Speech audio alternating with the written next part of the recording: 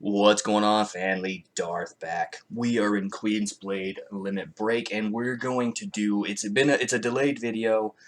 I apologize. There's lots of reasons why these videos get delayed, and some people do actually look forward to the character reviews. In fact, they want me to go a little bit further with character reviews and overviews, and actually do a proper, review of a character, builds, how to build certain warriors, and tier lists. That is all coming. It's in the works now that I have a new job, and Destiny 2 Mayhem PvP ends after today, so I will have lots more time. So we have a couple. We're going to go over one particular thing here. We're going to go over the new Voodoo Warrior real quick, and what are my initial thoughts. Keep in mind, this is an overview. This isn't a proper review. I don't think a proper review can be done until you get it to at least 10 stars.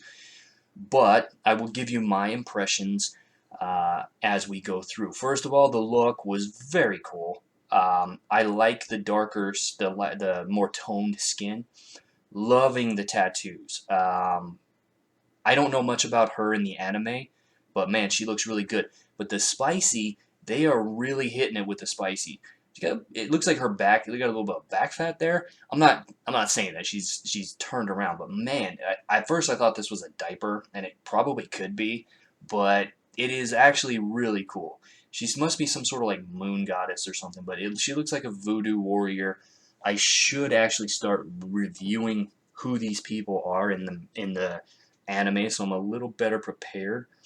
But anyways, let's just take a brief look at their skills. Now, she's classified as a bleed, follow-up, and a barrage. I have heard, and I don't go into Discord because I don't like what people say necessarily in Discord. I have heard her at my server referred to as someone who can compete with Captain Leliana of the break attribute. I don't know what you guys are hearing. I don't know what Discord is saying. Although I am kind of now I'm interested. I don't think so. I don't even think that she can compete with Leliana in her current state, and that's just because of the way her skills are set up. But essentially, she's classified as a follow-up and a barrage. Basically, and she does apply bleed.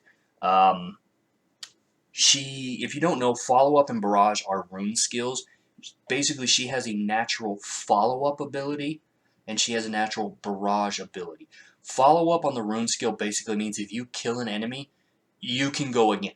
So if you have really low health enemies, you can basically wipe them all off the board as long as you kill them. If you kill the enemy, you go again. Kill the enemy, go again. Barrage is a fixed chance to attack again. Although she has these natural abilities built into her kit, they're a little more complicated than the barrage. She has a lot of passes, but she really only has one attack called Ritual Dance. She attacks the enemy, the lowest HP. I'm never a fan of the lowest HP, but I get it because she's technically a finisher. When you look at follow-up and barrage, she's what's classified as a finisher. She's supposed to clean up low HP enemies, kill them, get them off the board, and move on to the next low HP. She's a finisher. But she only has one actual attack. It's called Ritual Dance. Attacks enemy, dealing 244 physical damage each. Attack has a 50% chance of inflicting bleed, which is neither here nor there. The final blow is a 50% chance of inflicting heal down. Every attribute needs a heal down warrior, especially when you're in the specific attribute warrior.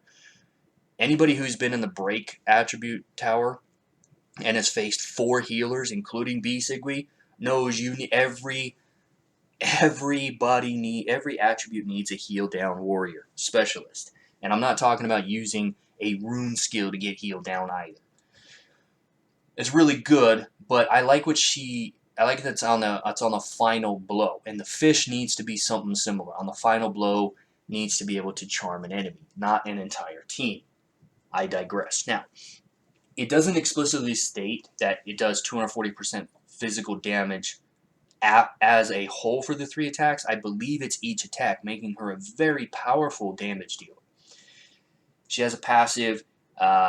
She gets pretty standard, attack HP. For a SP warrior, I would have thought the attack would be 50%, but I digress. But she gets 20% damage if her speed is lower than the target's attack. Okay. Third ability is where things get complicated. So you remember I told you she was a follow-up barrage, and you may be wondering where it happens.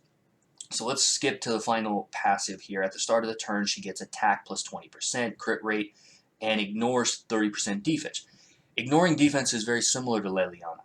Okay, she does ignore. She has a natural ignore defense. She applies this effect last 2 turns, and then it cooldown 4 turns. So she'll reapply that every 4 turns. But she only gets this for 2 turns. This is where things get complicated in the follow-up and barrage. When defeating an enemy with Ritual Dance, which is her first ability, she inflicts an additional attack. So there's the follow-up. If you defeat an enemy, she gets to go again. That's the follow-up. Priority over the rune skill follow-up. Now, this is where it kind of fades out and why I don't think she's even in the same league as Leliana. But if the enemy is not defeated, so she attacks, she's not defeated, she has a 75% chance of inflicting Curse of Fate for 1 turn. If the target's speed is lower than yours, it's a 100% chance to inflict Curse of Fate. So Curse of Fate at the end of the turn. So she applies an effect. She's applying Curse of Fate. At the end of the turn, regardless of whose turn it is, at the end of the turn, if the caster's HP is below 60%, she will activate Ritual Dance and go again. She'll take an extra turn, basically, which is technically follow-up, not follow-up, but barrage. She has a fixed chance to act again. The problem here is that she has a fixed chance of 75% up to 100 if the speed is inferior to your own. So when you build her, you really want to make sure that she has speed. You really got to pump up that speed. She's probably never going to reach the level of speed that the fish has. And let's be honest, when I give you my final review, most people aren't going to build her anyways, let alone invest the materials. But basically that's what that means. So she applies an effect when she takes her turn. Once everybody's done, at the end of the turn, if the HP is below 60%, she'll go again. And she'll attack the person with the lowest HP. There you go. Bleed, follow-up, barrage. I have taken her into the trial battle. Trial battle is a horrible place to go to test battle. So what I did is I have her at 8-star. I equipped similar gear.